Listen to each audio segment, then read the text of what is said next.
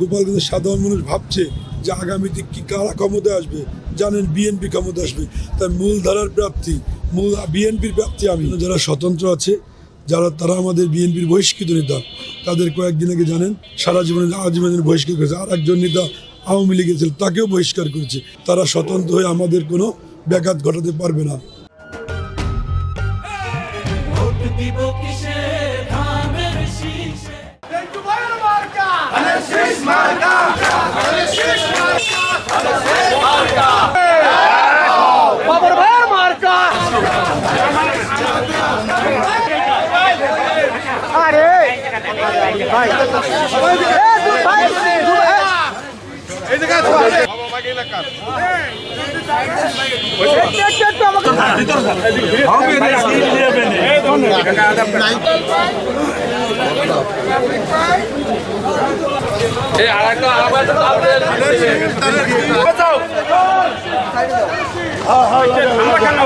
গোপালগঞ্জে active politics করে 5% আওয়ামী লীগের লোকজন, আমরা একটু কম।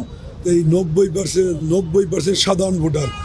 এই সাধারণ ভোটাররা এবার ভোট দিবে গোপালগঞ্জের কথা চিন্তা করে, গোপালগঞ্জের ভাগ্যের কথা চিন্তা করে।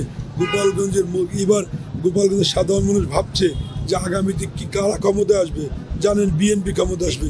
তাই মূলধারার প্রার্থী বিএনপির প্রার্থী আমি, তারেক রহমানের প্রার্থী আমি, ধানের শীষের প্রার্থী আমি।